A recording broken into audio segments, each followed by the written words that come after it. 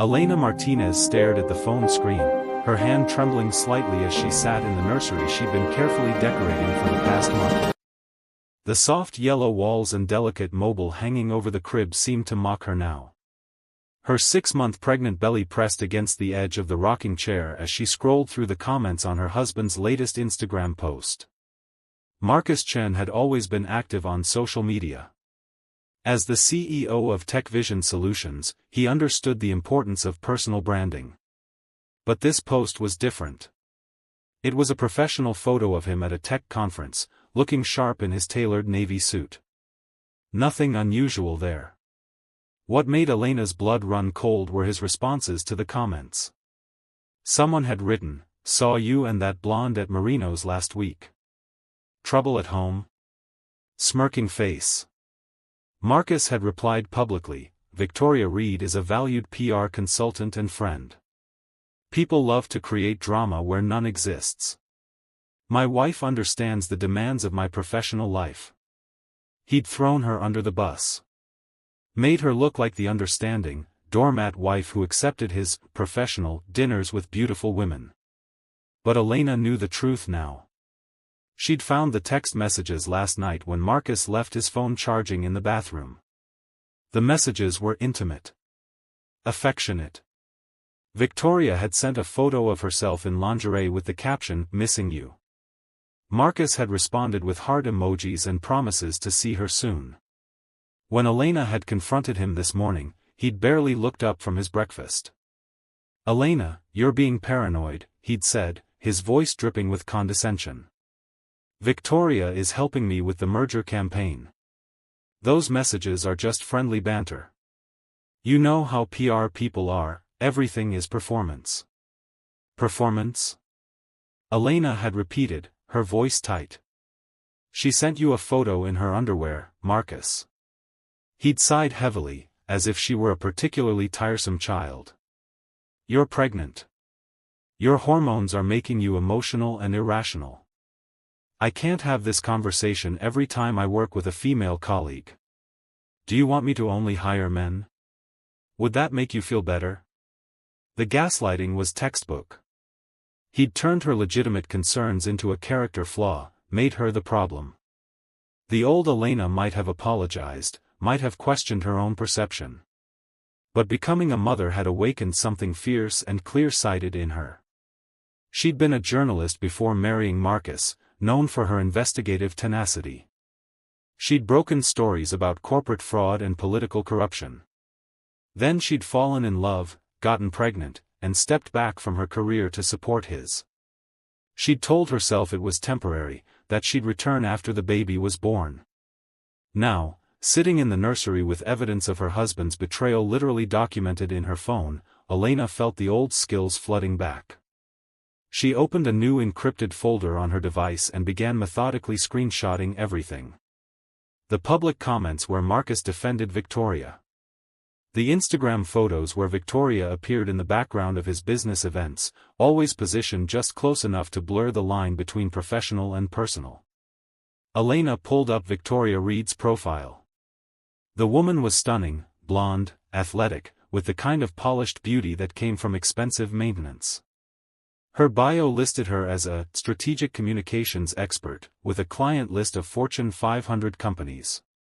She posted motivational quotes and professional headshots, carefully curating an image of success and independence. But Elena knew how to read between the lines. She began searching for patterns, cross-referencing Victoria's posts with Marcus's schedule. Every business trip Marcus had taken in the past 4 months coincided with Victoria being in the same city. Every late-night board meeting matched with Victoria's posts from upscale restaurants and bars in downtown locations. Elena's phone buzzed. A text from her old editor, Patricia Reyes, "Lunch this week? Haven't seen you in months." Elena stared at the message. Patricia had been more than a boss, she'd been a mentor, teaching Elena how to follow the truth no matter where it led. She typed back, "Tomorrow? I need your advice on something." The reply came instantly, "My office. Noon. Everything okay?" Elena looked around the nursery, at the careful preparations she'd made for a life she thought she was building.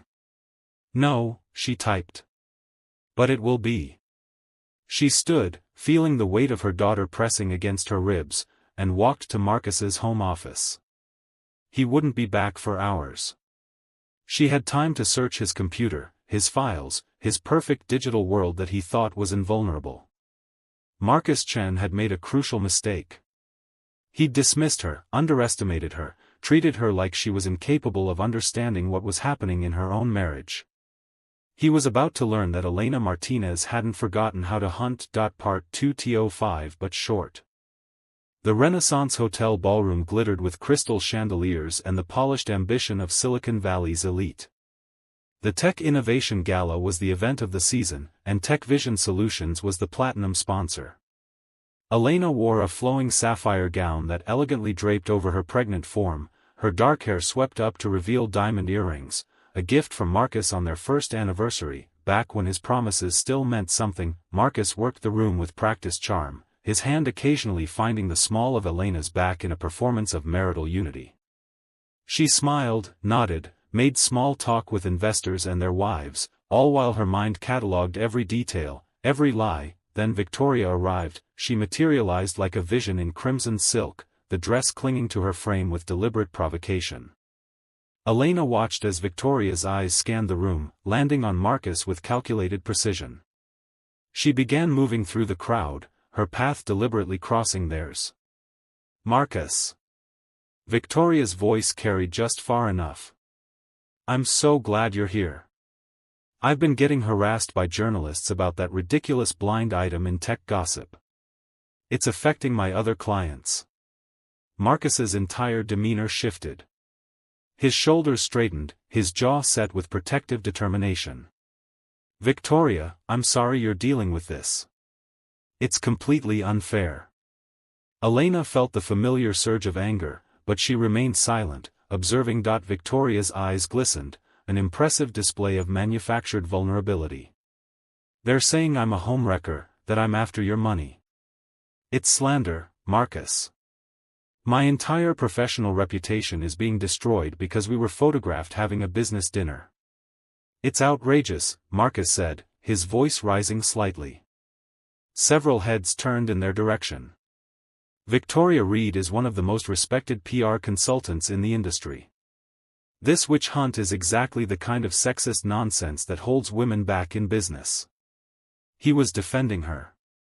Publicly. Passionately. With Elena standing right beside him, visibly pregnant with his child, Victoria touched Marcus's arm, her fingers lingering. "Thank you for understanding. Not everyone has been so supportive." Her gaze flickered to Elena, a challenge wrapped in false sympathy. Elena felt the stares now. People were watching, whispering behind champagne flutes. She saw the pity in some eyes, the schadenfreude in others. Jennifer Walsh, the wife of Marcus's business partner, looked away uncomfortably. "Victoria is a professional colleague and friend," Marcus continued, apparently oblivious to, or uncaring about, the spectacle he was creating. "Anyone who suggests otherwise is dealing in tabloid trash. Elena knows this. She's been incredibly understanding about the demands of my work." There it was again. He'd volunteered her understanding, conscripted her into validating his narrative, all without asking her opinion. Elena placed a hand on her belly, feeling her daughter move, a reminder of what was at stake. She smiled, the expression never reaching her eyes. "Excuse me," she said quietly. "I need some air." She walked away with measured grace, her head high, refusing to give them the satisfaction of seeing her crumble. But as she passed the bar, she heard Victoria's voice, pitched just loud enough to carry, "Poor thing. Pregnancy can make women so insecure." The laughter that followed was polite, uncomfortable, complicit. Elena stepped onto the balcony, the cool night air hitting her flushed cheeks. She pulled out her phone and opened the voice memo app she'd been using to document everything. Date, March 15th, time, 9:47 p.m. Location, Tech Innovation Gala. Marcus publicly defended Victoria Reed, prioritizing her reputation over his pregnant wife's dignity in front of approximately 200 industry professionals. Her hands were steady now. The humiliation had burned away the last vestiges of doubt. Tomorrow, she would call Patricia. Tomorrow, the real investigation would begin. Patricia Reyes's office looked exactly as Elena remembered, organized chaos, with stacks of investigative files, framed front pages from major exposés, and a wall covered in index cards mapping out story connections. Her former editor sat across from her, silver-streaked hair pulled back, reading glasses perched on her nose as she reviewed the documents Elena had brought. "You've been thorough," Patricia said, her tone approving. "Text messages, financial records, timeline correlations. This is good work, Elena. The journalist in you never died." Elena shifted in her chair, her hand resting protectively on her belly. "I need to know who Victoria Reed really is. Everything I find online is too perfect, too curated. It's a facade." Patricia nodded slowly. "I have a contact at a private investigation firm. Discreetly, let me make a call." She picked up her phone, and within minutes, they had an appointment scheduled. 2 weeks later, Elena sat in her car outside a nondescript office building, reviewing the file that had cost her $10,000 from her private savings account, money Marcus didn't know about. The investigator, a sharp-eyed woman named Diana Torres, had delivered it personally that morning. Victoria Reed wasn't who she claimed to be. Her real name was Victoria Russo. She'd changed it legally 5 years ago after a scandal in Boston where she'd been involved with a married venture capitalist named Robert Hartley. That relationship had ended when Hartley's wife discovered Victoria had been funneling company money into personal accounts, disguised as consulting fees. No charges were filed. Hartley had paid her off to avoid publicity. Before that, there was another incident in Seattle. Another married executive. Another suspicious financial arrangement. Victoria had a pattern. She targeted wealthy, powerful men in tech. She positioned herself as a professional consultant, gained their trust, initiated affairs, and then leveraged those relationships to embezzle money through inflated contracts and fake expenses. Elena's hands trembled as she read the financial analysis Diana had included. Over the past 6 months, Tech Vision Solutions had paid Victoria's consulting firm $750,000. The invoices were vague: strategic communications, brand development, crisis management. But when Diana cross-referenced them with actual work product, there was almost nothing to show for it. Victoria was stealing from Marcus's company. And Marcus was so blinded by the affair, he wasn't seeing it. Elena felt a sharp pain in her abdomen, not the first one that week. Her doctor had warned her about stress, about the risk of early labor. She breathed through it, waiting for it to pass. Her phone buzzed. A text from Marcus: "Working late. Don't wait up." Of course he was. Elena pulled up Victoria's Instagram. Posted 15 minutes ago, a photo of a wine glass in a dimly lit restaurant, captioned, "Celebrating closing a big deal, clinking glasses." Elena took a screenshot, added it to her growing file. She had enough now. Evidence of the affair, evidence of the embezzlement, evidence of Victoria's history. She had documentation that would destroy both of them. But the pain in her abdomen came again, sharper this time. Elena started the car and headed home, one hand on her belly, the other gripping the steering wheel. She just needed a little more time. A few more weeks until the baby came, until she was strong enough to deploy everything she discovered. But as another contraction seized her, Elena realized time might not be on her side. The contraction started at 2 a.m., 7 weeks before her due date. Elena called Marcus 3 times. Each call went to voicemail. She called an ambulance instead. By the time she reached the hospital, the pain was overwhelming.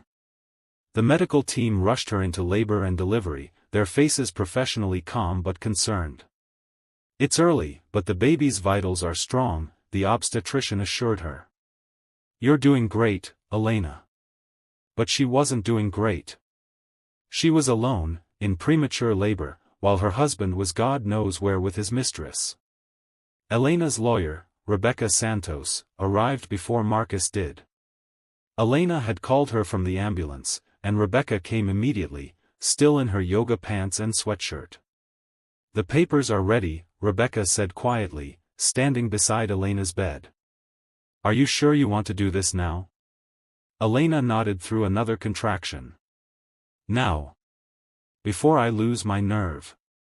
Rebecca pulled out a manila envelope just as the delivery room door burst open. Marcus stumbled in, his shirt untucked, his hair disheveled, smelling faintly of perfume that wasn't Elena's. "Elena. God, I'm so sorry. My phone died, and he stopped when he saw Rebecca. What's going on? Why is your lawyer here?" "Sign them," Elena said, her voice strained but clear. She held out the envelope Rebecca handed her. Marcus took it, confused, and pulled out the documents. His face went pale as he read. "Divorce papers? Elena, you're in labor. You're not thinking clearly." "I'm thinking more clearly than I have in months." Elena winced through another contraction. "Keep reading. Page 5. Marcus flipped through the papers, and she watched his expression change from confusion to shock to fear. Page 5 detailed the evidence of Victoria's embezzlement. Page 6 listed the financial irregularities Diana Torres had uncovered. Page 7 included screenshots of messages proving the affair. You've been spying on me?" Marcus's voice rose. "This is insane." "What's insane is that you've been stealing from your own company to fund your mistress's lifestyle," Elena shot back. "What's insane is that you're here now, smelling like her perfume, while I'm giving birth to your daughter." The door opened again. A nurse started to enter, then froze when she saw the scene. Behind her, impossibly, stood Victoria. "Marcus, your receptionist told me you rushed to the hospital." "I was worried." Victoria stopped mid-sentence, her eyes taking in Elena, the hospital bed, the lawyer, the papers in Marcus's hands. The mask slipped. For just a moment, Elena saw Victoria's real face, not vulnerable, not sympathetic, but calculating and cold. "You need to leave," Rebecca said firmly. "Now."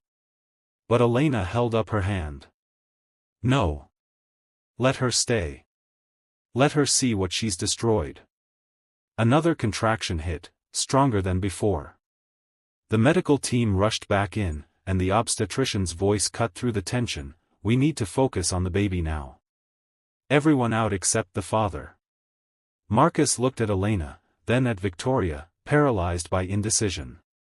"Choose," Elena said through gritted teeth. The monitor beside her bed began beeping urgently. Elena's daughter was born at 4:47 a.m., weighing 5 pounds, 3 ounces. Tiny, but healthy. Perfect. When the nurse placed the baby in Elena's arms, wrapped in a soft pink blanket, Elena felt something fundamental shift inside her. This small, beautiful life depended on her to be strong. Marcus had chosen to stay. Victoria had left in a fury. But Elena knew the choice had been calculated. Marcus was covering his tracks, playing the devoted father for appearances. "She's beautiful," Marcus whispered, tears streaming down his face. "Elena, I'm so sorry. We can work through this. I'll end things with Victoria. We can go to counseling. Please, don't throw away our family." Elena looked at him, this man she'd once loved, and felt nothing but pity. "Sign the papers, Marcus. It's over." The next morning, while Elena recovered in her hospital room, her daughter sleeping peacefully in the bassinet beside her, Rebecca executed the plan they'd prepared. She sent the comprehensive file, evidence of Victoria's embezzlement, her pattern of targeting married executives, the fraudulent invoices, to the FBI's white-collar crime division and to TechVision's board of directors. By noon, Victoria Reed was in police custody. By evening, Marcus's board had called an emergency meeting. The company's CFO, David Morrison, had reviewed the evidence and discovered even more irregularities. Marcus had authorized payments, ignored due diligence, and essentially allowed Victoria to rob the company blind. The board voted unanimously. Marcus Chen was removed as CEO, effective immediately. Patricia Reyes called Elena that evening. The story breaks tomorrow morning. Front page. Are you ready for this? Elena looked at her sleeping daughter, at the tiny fingers curled around her thumb. I'm ready. The exposé ran in the morning paper under Elena's byline, her first article in over a year. It detailed everything: Victoria's history, the embezzlement scheme, Marcus's betrayal of his company and his family. The business community erupted. TechVision's stock plummeted. Marcus became a cautionary tale, a punchline. 6 months later, Elena sat in her new apartment, smaller than the mansion in Pacific Heights, but filled with warmth and light. Her daughter, Isabella, cooed happily in her bouncer. Elena's laptop was open, her second investigative piece nearly finished. Patricia had offered her the senior investigative reporter position. Elena had accepted. Marcus's fall had been spectacular and complete. TechVision had settled with investors in a lawsuit that left Marcus personally bankrupt. Victoria had pled guilty to wire fraud and embezzlement, facing 5 years in federal prison. Marcus had tried to reach out several times, asking for visitation rights, trying to rebuild some relationship with Isabella. Elena had agreed to supervised visits. Not for Marcus, but for Isabella, who deserved to know her father, flaws and all. As she worked, Isabella began to fuss. Elena closed her laptop and picked up her daughter, holding her close. "We're going to be okay," she whispered. "Better than okay. We're going to be extraordinary." And for the first time in a long time, Elena believed it.